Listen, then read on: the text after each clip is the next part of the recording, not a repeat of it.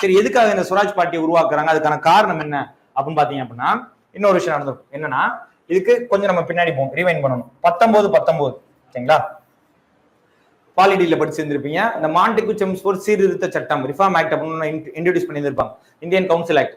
இந்த 1919 சட்டத்துல முதல் முறையா என்ன இன்ட்ரோடியூஸ் பண்ணியிருந்திருப்பாங்க அப்படின்னா எலெக்ஷன், டைரக்ட் எலெக்ஷன். அதாவது பிரிட்டிஷ் என்ன சொல்லியிருப்பாங்க அப்படின்னா, மாகாணத்துல ஸ்டேட் இருக்குல்ல, ப்ராவின்சஸ், அதுல மக்கள் ஓட்டு போட்டு தங்களுக்கான பிரதிநிதிகளை தேர்ந்தெடுத்துக் கொள்ளலாம் அப்படின்னு முதல்ல ஒரு நேரடி தேர்தல் இந்தியாவில் அறிமுகப்படுத்தப்பட்ட ஆண்டு தான் எது அப்படின்னு பாத்தீங்கன்னா 1919. இந்த சட்டத்தின் அடிப்படையில தேர்தல் எந்த ஆண்டு நிகழ்த்தப்பட்டுச்சு அப்படின்னா 1920 நடத்தப்பட்டுச்சு.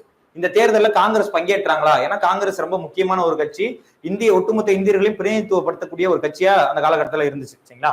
அப்படி இருக்கும் பொழுது அவங்க இந்த தேர்தலில் பங்கேற்றாங்களா அப்படின்னா பங்கேற்கல சரிங்களா. ஏன்னா காந்தி மறுப்பு தெரிவிச்சிட்டாரு. ஏன்னா அந்த காலகட்டத்தில் என்ன போராட்டம் போய்கிட்டு இருக்கு, நான் கோஆபரேஷன் மூவ்மெண்ட், ஒத்துழையாமை இயக்க போராட்டம் நடந்துகிட்டு இருக்கிறதுனால காந்தி தேர்தலில் பங்கேற்க வேணாம்னு சொல்லிட்டாரு. அதனால காங்கிரஸ் பங்கேற்கல.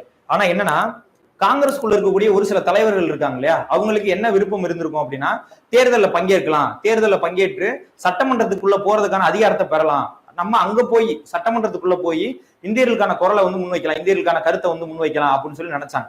ஆனா பட் காங்கிரசின் தலைமை முடிவு பண்ணிருச்சு இல்லையா, அதனால அவங்க அதை பண்ணல சரிங்களா, தேர்தலில் பங்கேற்கல. இந்த காலகட்டத்துல தான் என்ன நடந்திருக்கும் அப்படின்னா, இந்த ஒத்துழையாமை இயக்க போராட்டம் ஒரு பக்கம் நடந்துகிட்டே இருக்கும். 1922 சௌரி சௌரா படுகொலை அப்படின்றது நிகழ்ந்திருக்கும்.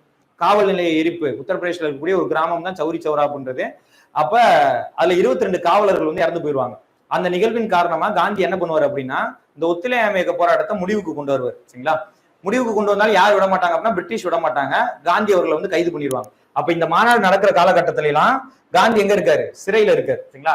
அப்ப இந்த தலைவர்கள் இந்த தேர்தலில் பங்கேற்கணும்னு நினைச்சாங்க பாத்தீங்களா, அந்த தலைவர்கள் என்ன நினைக்கிறாங்க அப்படின்னா தேர்தலில் பங்கேற்கிறதுக்கான நடவடிக்கைகளை ஏற்கலாம். ஏன்னா அந்த காலகட்டத்திலாம் தேர்தல் எப்போ வரும் பாத்தீங்க அப்படின்னா, இப்ப 5 வருஷத்துக்கு ஒருக்க வருது இல்லையா, அப்ப 3 வருஷத்துக்கு ஒருக்க வரும் சரிங்களா. அப்ப 23 தேர்தலில் பங்கேற்கலாம் அப்படின்ற முடிவு எடுக்கிறாங்க சரிங்களா. அப்ப அதுக்கு எதிர்ப்பு கிளம்புது. ஏன்னா காந்தியுடைய உத்தரவை மீறி தேர்தலில் பங்கேற்க போறாங்க அப்படின்றதுக்கு அந்த கருத்துனால எதிர்ப்பு கிளம்புது.